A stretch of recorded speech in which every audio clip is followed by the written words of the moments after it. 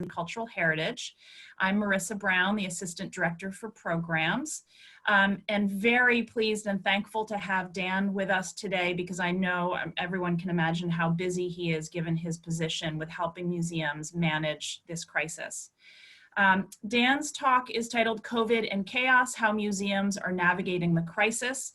And he is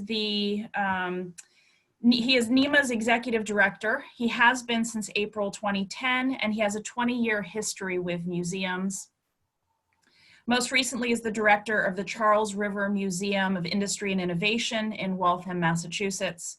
He served as a marketing communications consultant to institutions, including the Cleveland Museum of Art, Peabody Essex Museum, Museum of Fine Arts Boston, Portland Museum of Art, the Currier Museum of Art, Mariners Museum of Virginia, Old Sturbridge Village, the John F. Kennedy Library, which is one of my favorite places in the whole world, and Plimoth Plantation. He has a BA from Gettysburg College and a master's degree from Harvard. So his talk today is kind of going to take us on a tour of the latest from the front lines of museum leadership, how people are coping, and the short and long-term prospects for museum careers, which I know our students are quite anxious about. So again, Dan has a 1 o'clock, so we are going to be fully on time today. And before I turn it over to Dan, just so everyone knows, he will be taking some questions at the end of the presentation. We've learned the best way to do this is for you to just send me a chat in the chat box. You don't have to send your question, just say, hey, I've got a question. I'll chat you back, let you know which number in the queue you are, and as we go, I can unmute you so that you can ask Dan your question. So Dan, thank you, really. Thanks so much for making the time to be here. We're now at 60 participants, so I think that will tell you that's twice the number of usual people. I think people are really excited and interested to hear what you got to say, so thanks a lot. Cool. All right, great. Happy to do it. Glad to be here. So, hey, everybody, I see a few familiar faces. Terry Dickinson and Trudy, I think I saw in there, and Elizabeth, and there you are. Hey, Elizabeth, and a few folks I know. So anyway, welcome.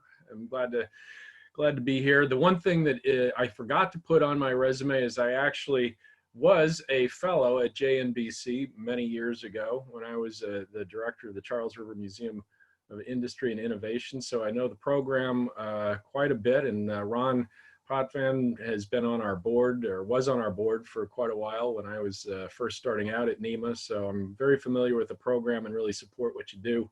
And so I'm, anyway, very, very glad to be here.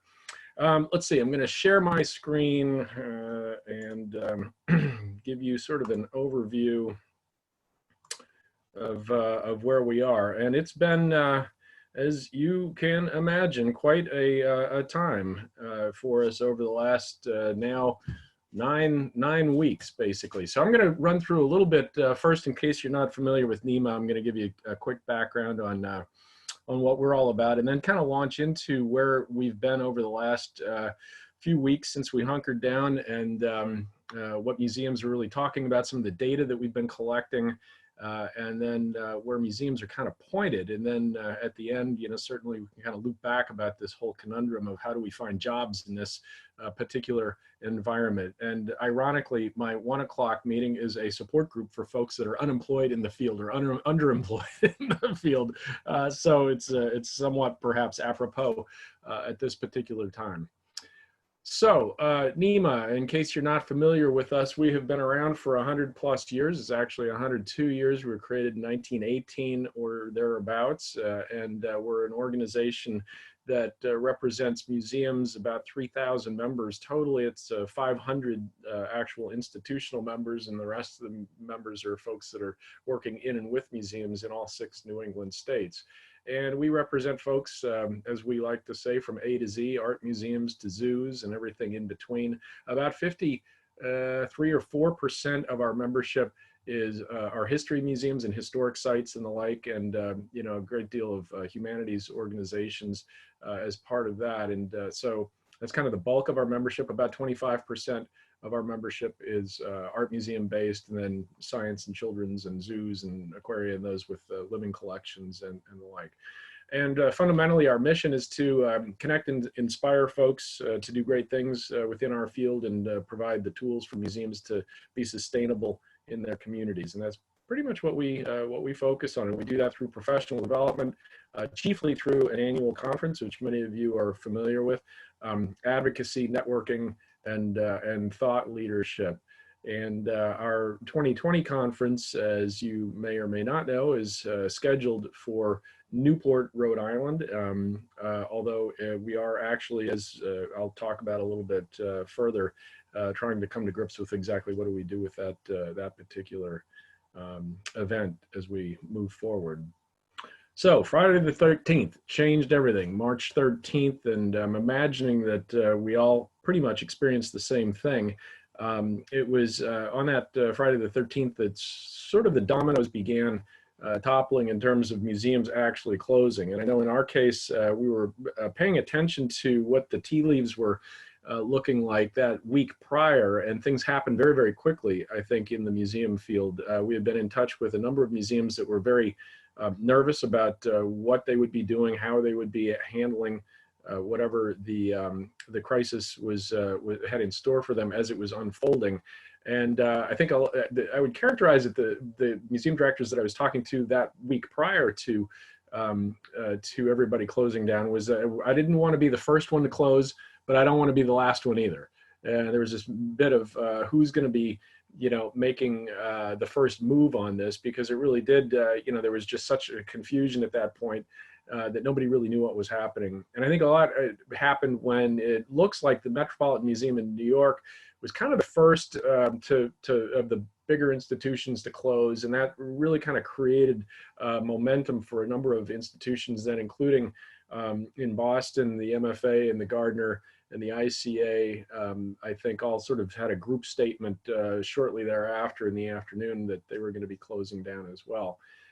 So that was the announcement Friday the 13th. We all sort of moved, I think, our operations out of the buildings, and I'm talking about operations plural, most museums, that following week in various degrees where, there were some were very immediate on the 13th, others it was pretty much over the weekend, started the operations of beginning to, move their staff, get the things, get the institutions closed down as much as they could.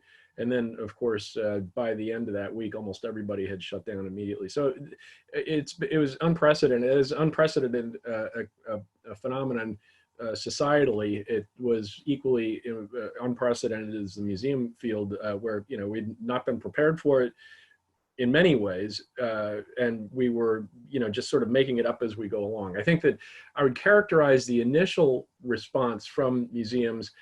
Their first priority was to just, make sure that their staff was safe, and how are we going to get, the entire staff into this sort of lockdown mode at home, and then let's figure out what to do with it. And I think that that's what ended up happening the first week and week or so with most institutions. Repurposing, reconfiguring job descriptions, all hands on deck kind of a thing. And I think that after they sufficiently did that, I think then everybody kind of came up and said, okay, where are we now and what do we need to do? So the confusion and chaos that reigned over the first few weeks for sure was characterized by this sort of frantic need for information. Who's doing what? What's happening? There was definitely this fog of war. And I put Zoom here kind of jokingly, but how many of us had actually really used Zoom an awful lot prior to, versus how many of us, are really using Zoom right now? Not that we've mastered it, but it certainly has become the lifeblood of how we communicate as a field and, of course, as a society. And as much as we're now in our 9th week kicking it and hating it and, finding Zoom fatigue being a real and painful phenomenon, it's something that actually is a blessing when you think about it, because had this happened even, 5 years ago or so, we really wouldn't be in the same place technologically to be able to do the same kinds of work that we've been doing as a field. And I'll get a little bit more into that. So in terms of, what NEMA did is that we immediately sort of went into our own mode of, how do we best help the field stay informed and connected? And we immediately launched some Zoom webinars that featured some epidemiologists and some public health officials to just help people literally in the first couple of days. I think it was the Wednesday after we all went into lockdown, we had our first webinar, just trying to help make sense of how all of this was going to work and what, what this virus was all about and what it means for our audiences and the like. I think our first webinar, we had, several hundred people, which like kind of blew our circuits. We'd never had that many. I think it was 250 or something people on our first webinar. Since then, we've created about 50 online programs, and they have ranged from, sort of formal webinars on different subjects that relate to the museum field, town hall meetings, as we're calling them, which are sort of informational, but information exchanges more than anything. So we've had, we've had curators talk and, sort of share things with curators. We've had folks from the exhibition community share things, and so different cohorts within our museum field have been doing these town hall information exchange forums.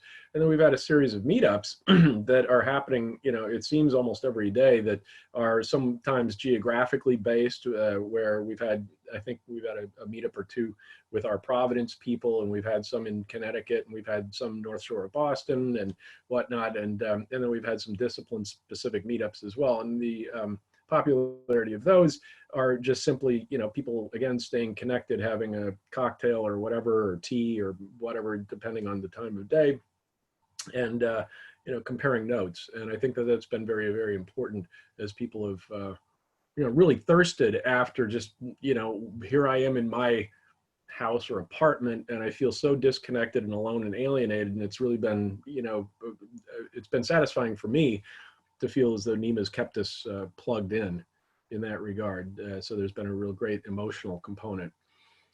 So since the beginning of this crisis, I personally have spent a lot of my time talking with EDs around the region and actually around the country, as a matter of fact. And formally, I've convened conversations with about 125 of our EDs here in New England in a variety of formats, and some individually and some sort of group discussions to sort of compare, how are you doing and the like. And I guess I would say there's been a change in tone over time that's been kind of interesting to watch. The original week or so of the crisis very definitely was a sense of, well, as I said, getting your staff safe, and kind of then collecting what is it that we're doing, what is it that needs to be attended to with our physical plant, with our programs, as we're sort of mothballing the buildings, I think is really what it amounted to.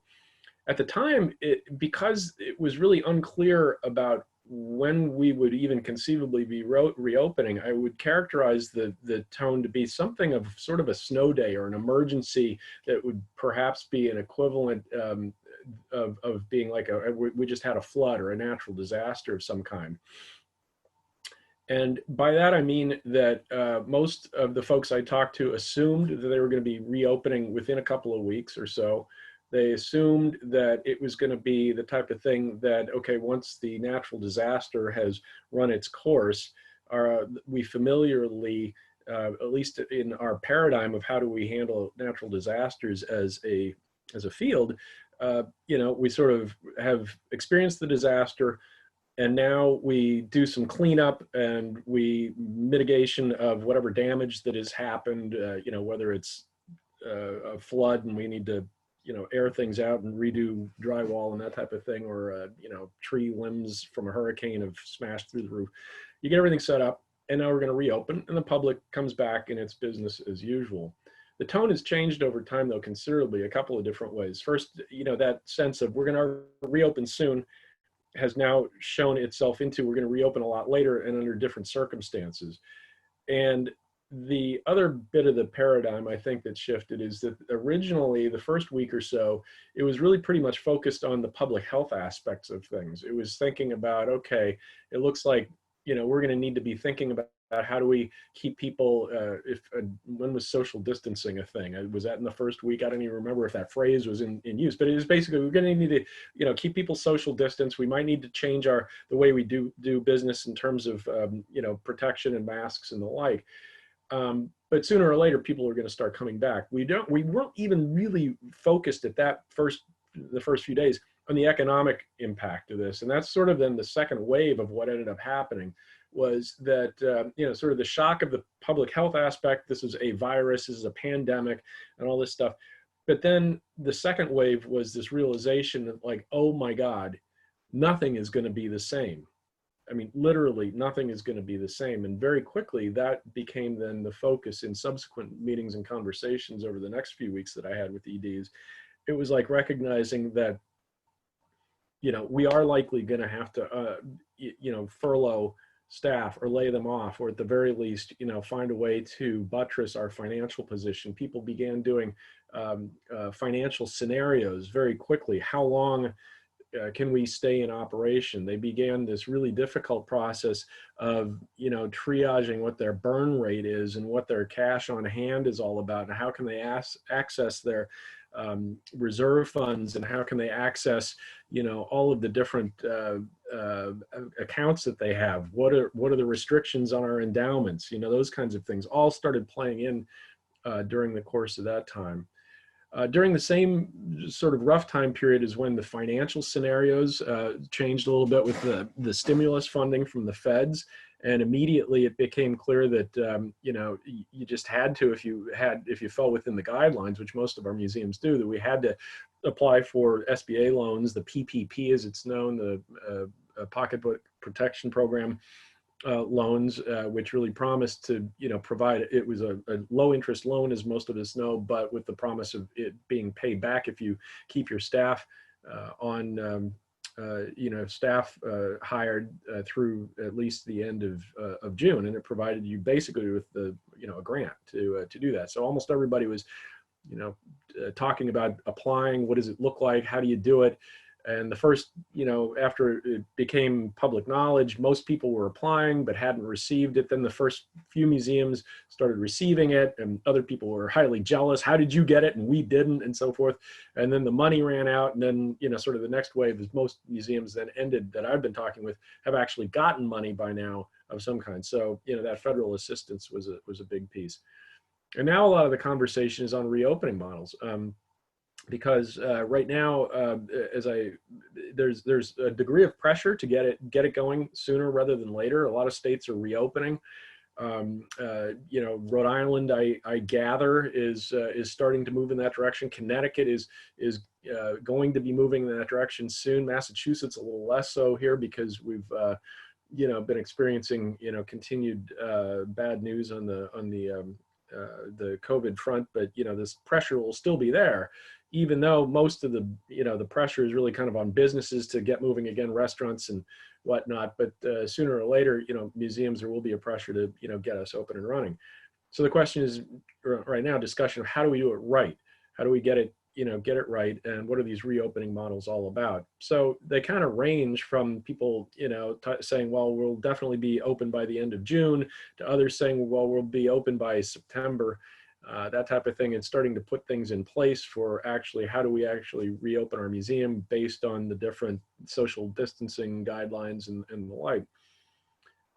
But also an aspect of this is, how do we reclose again? And how do we reopen again? I've been comparing this to sort of the Barnum and Bailey's big top circus model, where, we open the big top, we open the tent, and then we might have to close again, and then we reopen it again. And so my understanding of what the potential models are from an epidemiological standpoint are really pointing in that direction. I don't think anybody really truly, well, maybe a few people in our society believe that they're going to reopen and it's going to be business as usual. But I think everybody really pretty much understands that this is going to be, an incremental affair. We're going to start out and we're going to reopen again, but we're going to have to probably reclose again and then reopen again too. And so this is something that's really, it's different. It really truly is different. As I said, the paradigm that we've been operating under has been sort of the natural disaster. We open and the public comes back.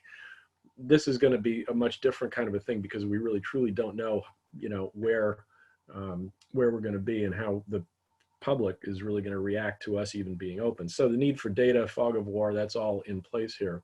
So we've been following a few things, and I wanted to point out to you a few things that we do know and data that we've been collecting and talking about then as a field. And this, I think, has some relevance to not just museums, but pretty much any cultural entity out there. The first thing is that what we know based on data is that audiences are not going to be 100% confident to visit our institutions until there's a vaccine or a really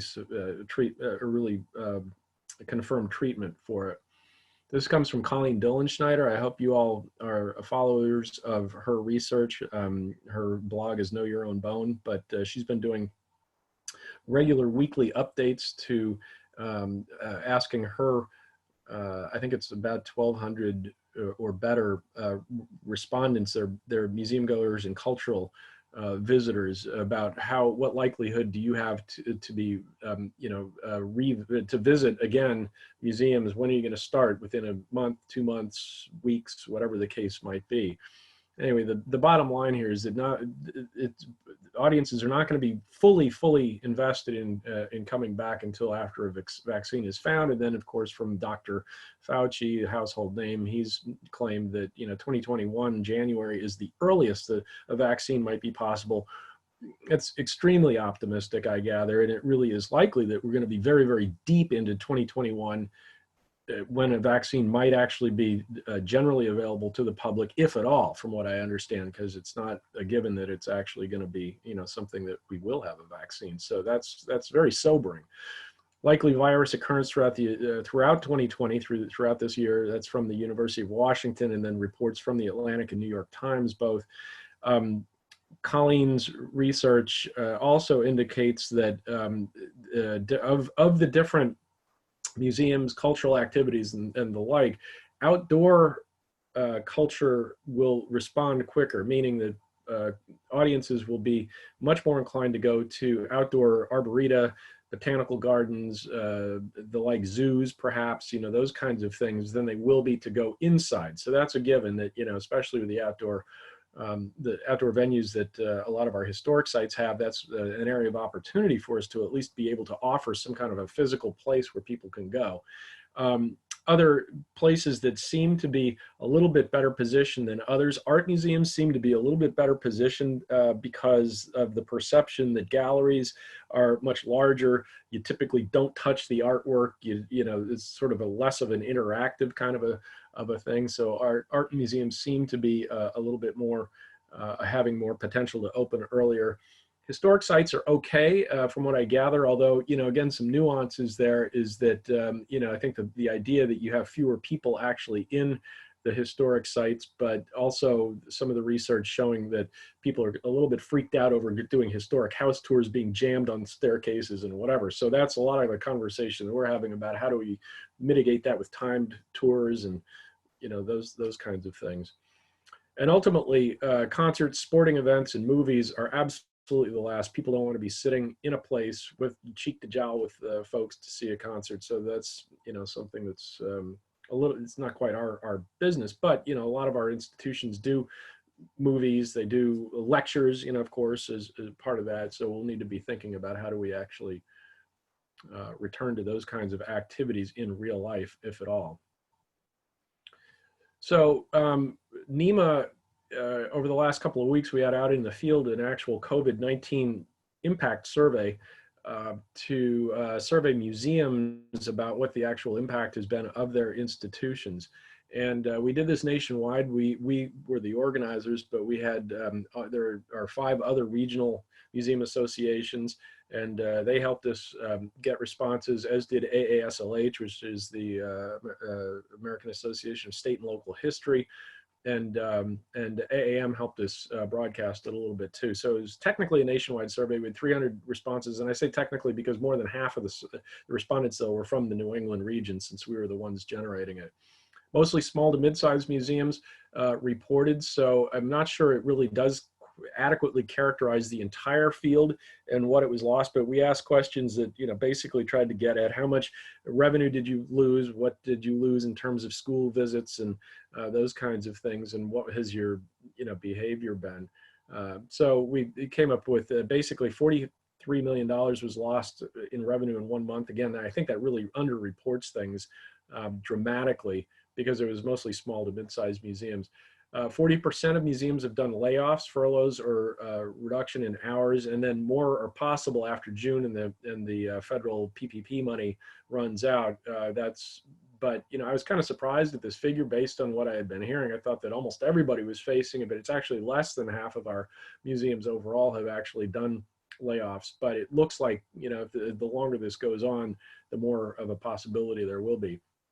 And more than 50% have switched gears and pivoted to online programming. And this is one really bright spot that I've seen happen, where our field has really kind of risen to the occasion in some ways by, immediately upon lockdown, everybody sort of distributed their staff, but they've pulled together to create really robust online content, a lot of,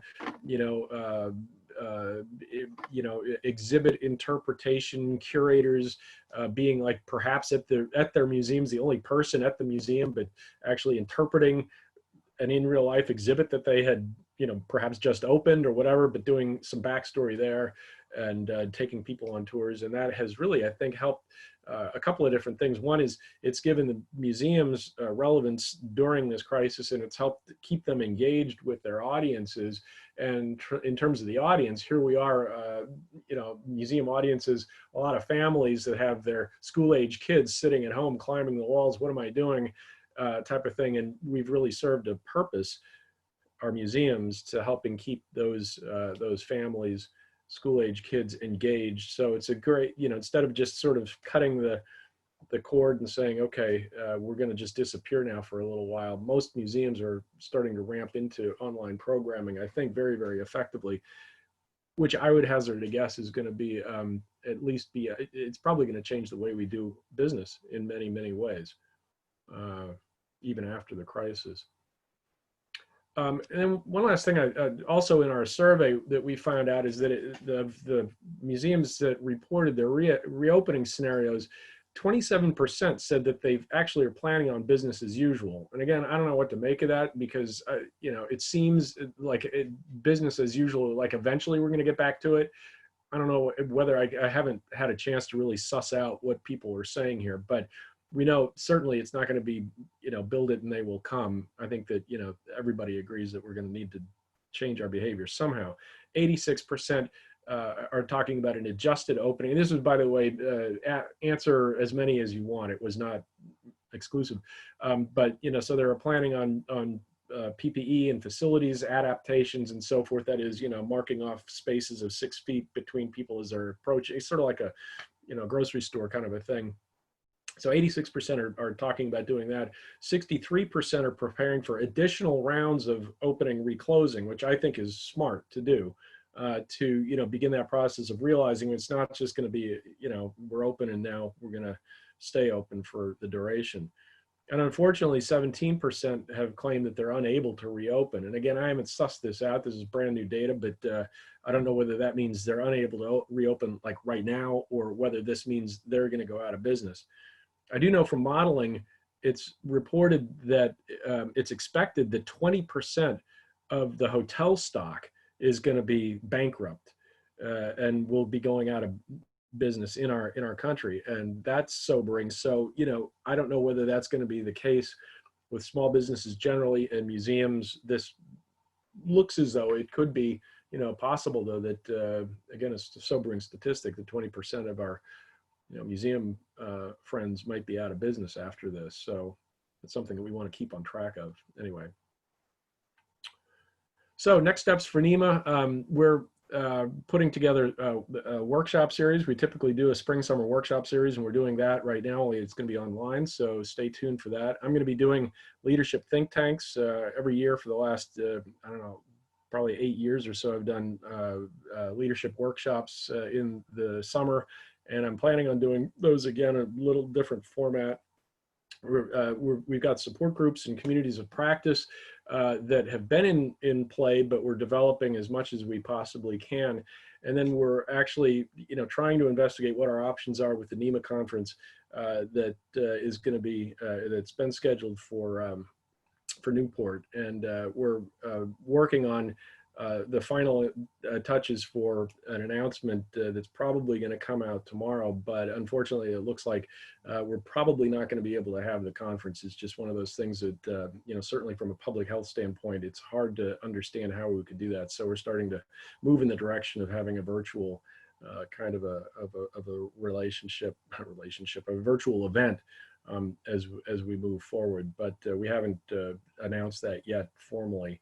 And, so I know Trudy and Terry and all you Newporters down there, this might be the first time but you're hearing it, but, we're probably going to be making that announcement very shortly. So that's, I think, all I had for us right now, and I'll stop the sharing and we can go to Q&A and whatever you need to talk about. I'm here for the next half hour or so to kind of get a sense of, what do you want to hear? What do you want to talk about? Thank you so much, Dan. So I'm just going to sort of facilitate here. Isabel's got the first question, and I think you're unmuted to fire away, Isabel. Hi, Dan. Thank you so much for sharing with us. You mentioned in your survey that 50% of the respondents are offering online programming. And I'm curious specifically about online exhibits. How would you define online exhibits? And do you think they're an effective way to engage audiences virtually? Yeah. Well, I think that, and by the way, we've had, I think it was, where was it? It was last week. We had a town hall exhibit, town hall on exhibits, and I think it was so popular we're going to schedule another one. So stay tuned. Look at the NEMA website if you can to keep on top of what the different offerings are we've got. But I think that the exhibits that we've been seeing have ranged, as I mentioned. I've seen the sort of having a curator visiting the gallery, meaning he or she, the only person in the museum, and walking through with an iPhone or their computer or whatever, actually interpreting the in real life exhibit. And you'd have to, I don't know what the metrics are for that. I do know that there have been many museums doing that, and many museums have been finding that, like they're doing Facebook Live or whatever, that they have hundreds of people actually on watching this. And, of course, we'll kind of have a laugh at this, I'm sure, in another 5 years, looking at the low quality of the video and the sort of seat of the pants production values and whatever. But it served a purpose, and serves a purpose because it really connects people with what was going on in the museum. And I think it draws them out of their houses, so to speak, the audience with, oh, okay, the museum is still there. Look at that, and there's an exhibit and the like. Other museums, from what I understand, are doing a lot of work with their digitized collections. And so there's been, sort of educational opportunities for pulling together stuff out of their archives, or crafting historical stories and sort of pulling together the virtual exhibition that way. I don't know what the metrics are with this. I don't know whether it works or whether it doesn't. I think we all agree that sort of like the difference between watching a baseball game on television and watching a baseball game at Fenway Park or whatever, there's a big difference. I mean, it's kind of fun to watch on TV, but there's nothing like going to Fenway Park, right? And it's the same way with museums. There's a sense of, there's nothing going to be substituting looking at a work of art or visiting a historic house in person. But for the time being, it's sort of like, well, we got to get our museum fixed somehow. And this is a facsimile that's good enough. But I think the big point that I'm encouraging museums to think about is, look, this is better than just dropping off the planet. You got to keep your audiences engaged. You got to keep, there to, provide them with something right now, or else you really stand the possibility of losing your audience. I think that one of the things that museums is difficult for our museum field, and is that in crises of the past, whether it's 9/11 or Boston Marathon bombing here in Boston or whatever the case might be, museums have typically offered this role in their communities of being a place of solace, of being a place where people go when they're upset. They come to museums similar to the way they go to, say, church or whatever, where they find a sense of meaning, find a sense of belonging, finding a sense of being in a place apart from where they are suffering. We can't do that now. And that's very frustrating for us to, know that we serve that role in our audiences and we can't do it.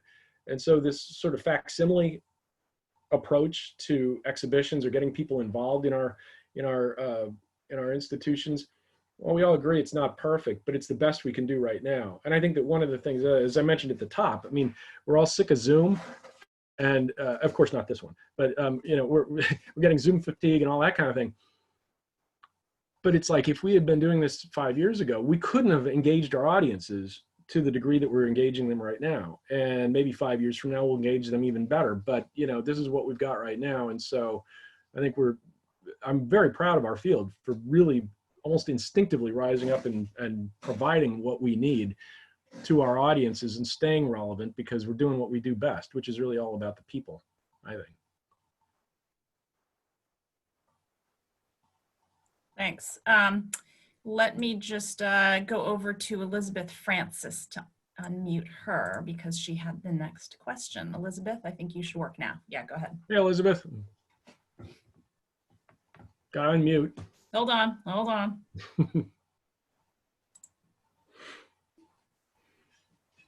There we go. Great.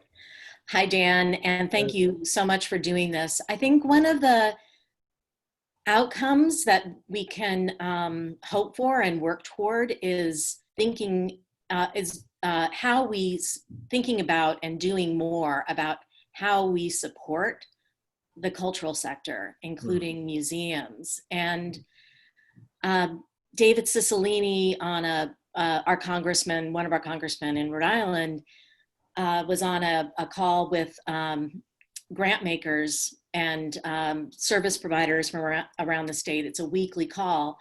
And he was pretty passionate about that.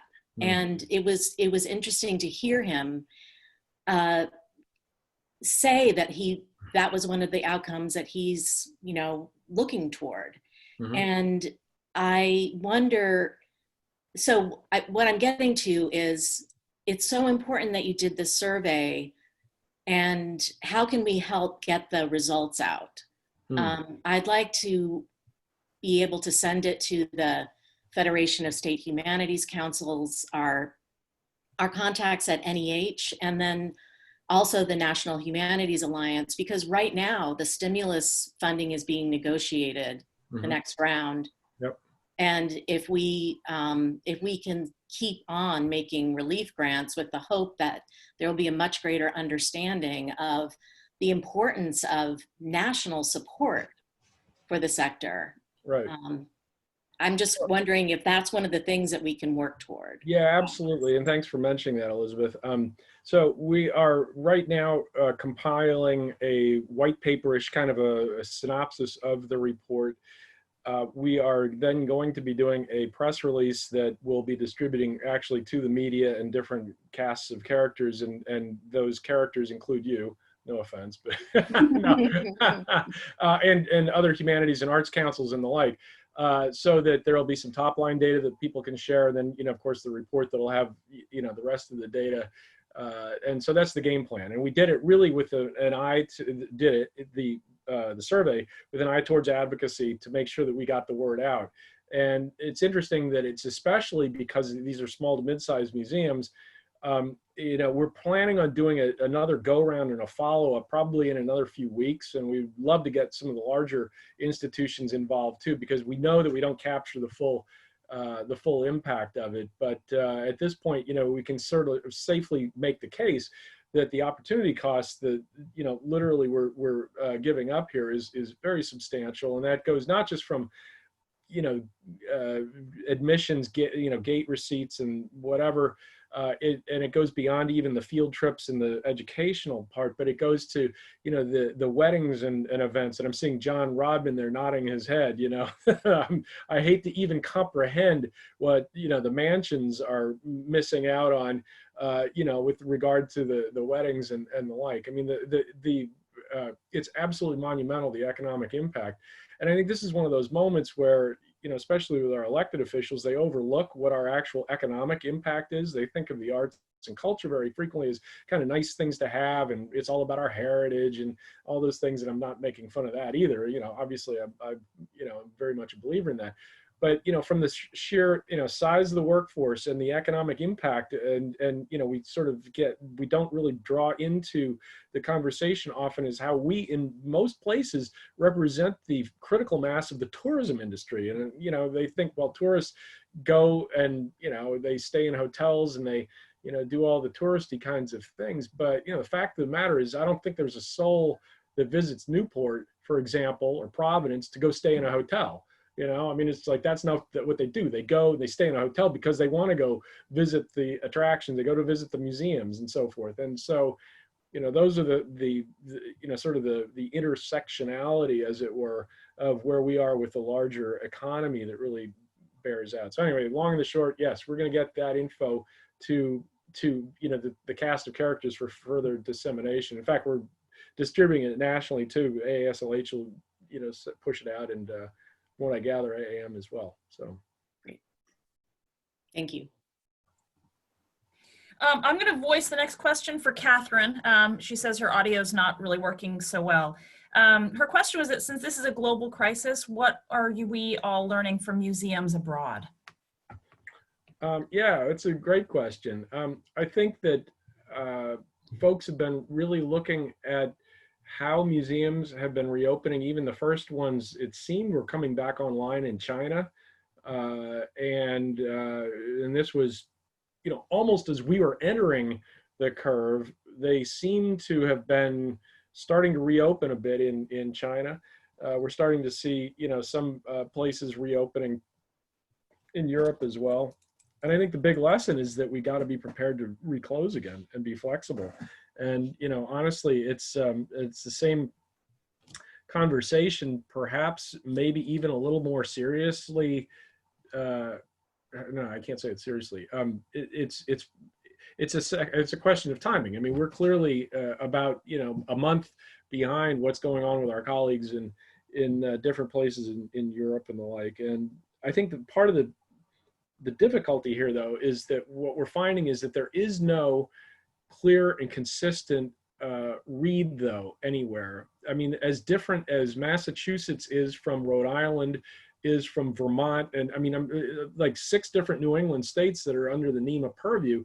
Every single one of them is slightly different. I was talking to colleagues up in Burlington, Vermont, and they're looking at like, what's the problem? You know, they're talking about opening summer camps. They're talking about you know, I mean, there's this sort of, there's not as big an issue with the virus as there is, say, in Boston or New York, and, you know, in Connecticut, of course. And so I think that, you know, there are some lessons that we can learn from overseas, but by far, you know, we're in different stages of time, and we're also in different stages of just where, you know, how the virus is reacting, and therefore how the public is going to end up reacting. Because certainly up in Burlington, Vermont, or in rural areas, the behavior is going to be slightly different than in urban Boston or Providence or whatever, where there's, you know, a lot more of an issue with the virus right now. That being said, you know, our discussions with EDs, and I was talking with folks up in Burlington, you know, they recognize that even though they're kind of a let's call it a small ecosystem of their own, the minute that it's sort of announced that Burlington, Vermont, or wherever in Vermont is open for business, you're going to see a whole lot of pent-up New Yorkers heading up to Vermont. And now that's going to now create, you know, a potential issue with a bloom of the virus up there. And so, you know, all sorts of nuances of this, and all sorts of different kinds of considerations that honestly, we just don't know how any of this is going to be, you know, finally winding up.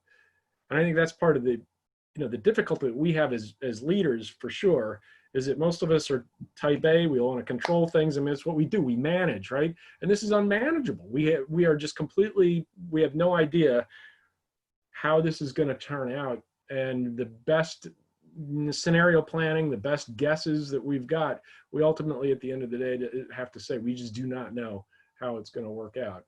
And any of y'all, I'm looking at my friend Terry Dickinson there, military folks who love to control things and command, and this is the way it's going to be. And Terry, my friend, how are you dealing with it? I mean, it's like, I don't know what's going to happen.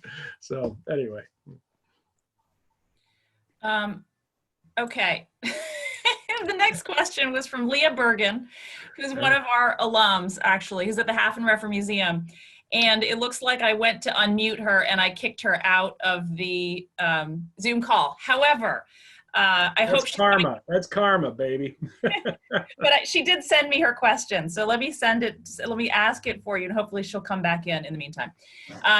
The question for you was, how is the field thinking about mitigating Zoom fatigue in terms of moving everything online? You mean, I got a lot of responsibility. I got to deal with that one too.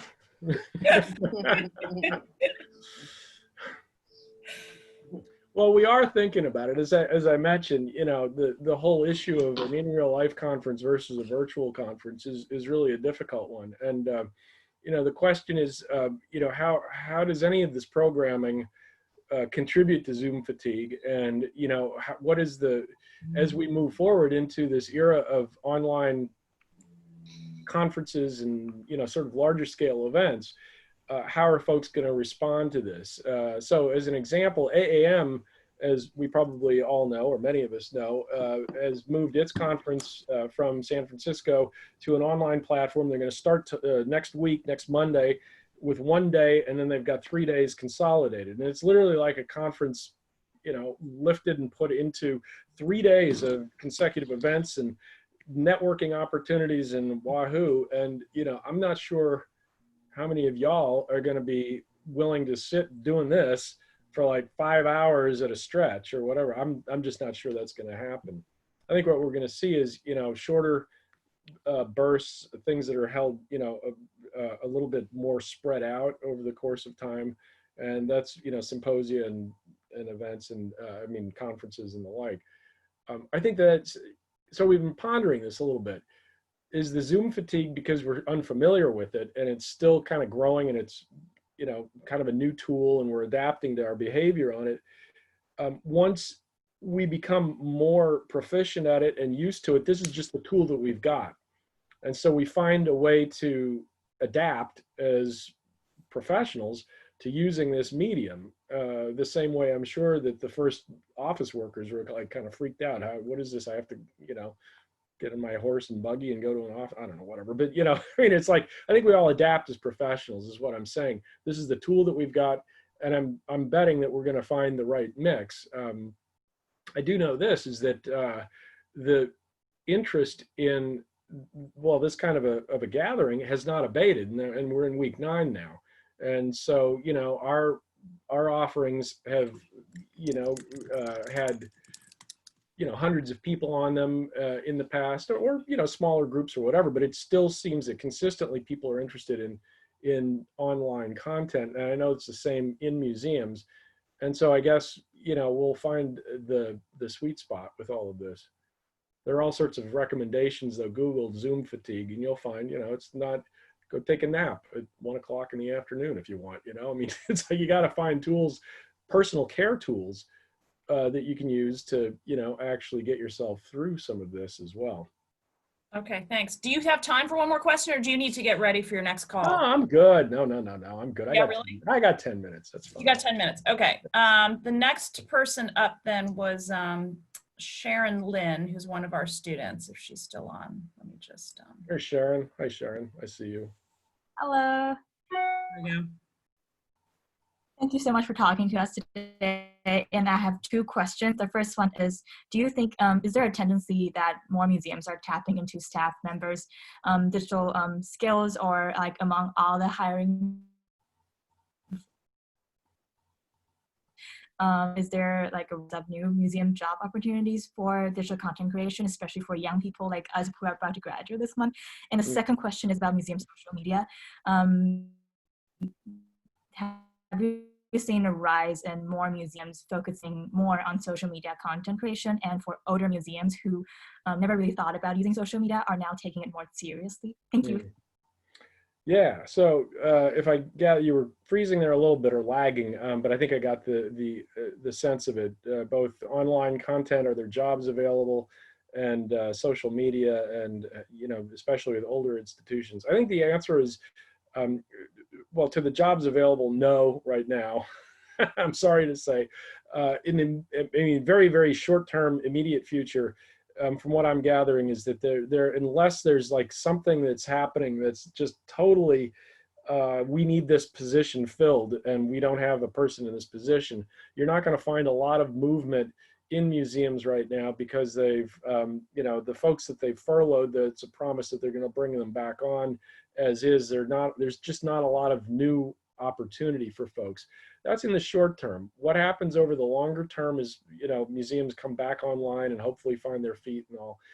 You're going to find a lot more of that. And as I said before, I think we're going to find this is an opportunity for us to re-examine how we do business. And I will hazard a guess that the use of Zoom, the use of online meetings, and the online content for education and whatever, I think will in fact grow. So yes, I believe that the future is really bright for people that are just starting out in the field, that are very adept at using technologies, that are able to employ them in a very innovative manner, to find ways that they can connect their own skills with technology and what museums have been doing in the past, and sort of making that bridge to delivering content in a new way and the like. So I think that that's going to have a lot of promise over the course of time as a career.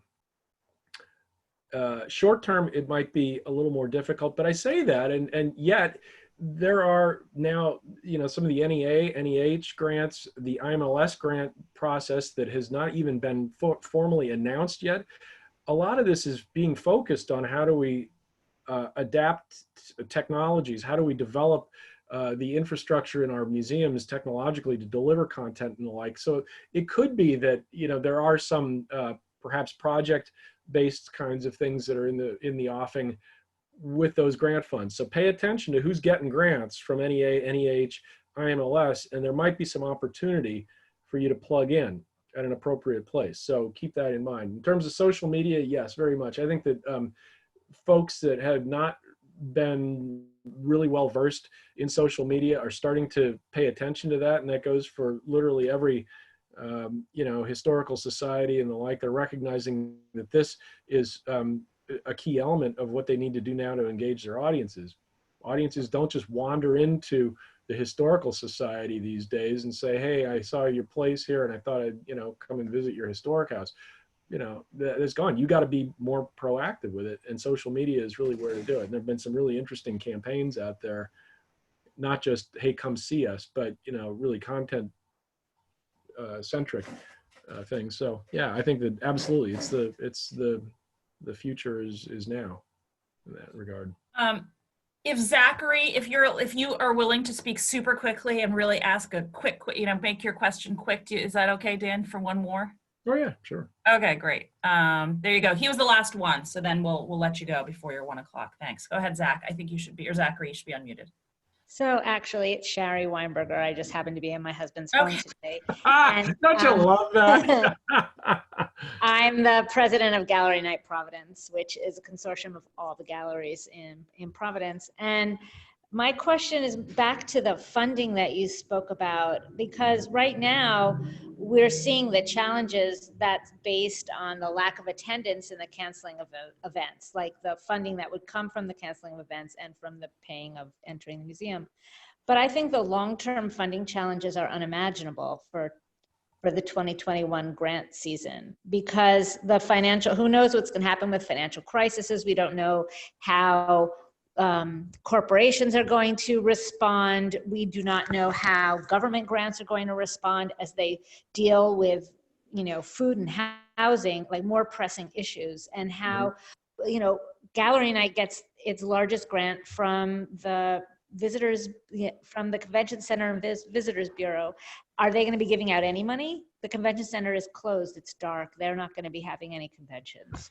So we know how we will survive through this season, but I'm totally in the dark about what to do about next season.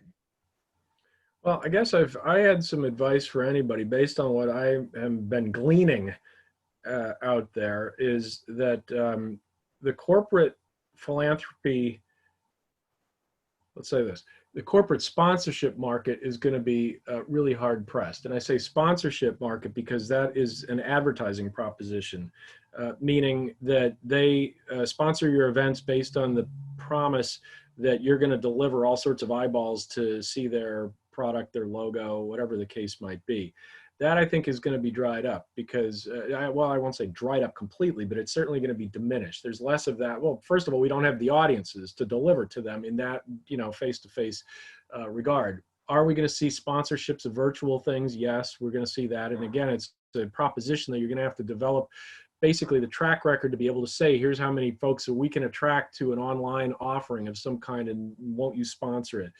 Corporate philanthropy is especially dicey, and that's the non, advertising part of it. But we want to be a good corporate citizen, and I think that's going to really be dried up or diminished because the corporations are really, pulling back completely. Some of those corporations are going to be out of business, so you're going to have to face that fact. Government subsidies, we're going to have that for a bit, I think, depending on the political will to really rectify the economy. And I think that the fact that we, museums, historic sites, cultural entities, are even part of the conversation this go around, meaning in 2020, where we were not in the conversation at all 10 years ago. As we were coming out of the financial crisis of 2008, museums weren't, at one point there was apparently a move to eliminate museums from even the language of being able to receive any federal funding to recover. So we're in a much better spot than we were 10 years ago with regard to money. That's good. I do gather that philanthropy, though, might be the key. And I think that if you that is private philanthropy. I think that I'm finding in talking with like community foundations and funders of those sorts that there continues to be a will, and there continues to be a lot of support of philanthropists for arts and culture. And we are going to continue to see folks that are going to step up and say, well, all right, we need to now, make our commitment known to you to help you survive, perhaps, or to help you prevail in this really adverse economic environment. And I'm seeing a little bit of that right now, where it gives me a little hope. And this is, I think that the mid-scale philanthropists or, sort of lower donation types, they might be affected because of the stock market. But, your major donors and so forth, I mean, Bill Gates is losing $1 billion off his portfolio, but who cares, right? He still can contribute a lot of money. And it's the same kind of a thing, I think, with our major donors, those principal donors of each of our institutions. Now's the time that I think a lot of folks are actually asking them, being really involved with them and asking them to be partners in how do we stay afloat? How do we actually, move into the next phase of this, of the crisis, with you as a partner? And I think that's the dialogue that a lot of institutions are having, and then hopefully we'll, see some benefit. So all is not lost. People still love us, and people are still going to put their money into it. Hope that helps everybody. Great seeing you. Take care. Thank you, everybody. Thank you so much for your time. Thanks for this. Let me know if you need anything too. Okay. Okay. So long, everybody. Everyone. Bye, Dan. Bye, everyone. Thanks for coming today. Everyone, stay safe, be well, and especially those in Rhode Island who are in the museums, cultural institutions, just let's all stay connected, help each other out as much as we can. Bye, everyone.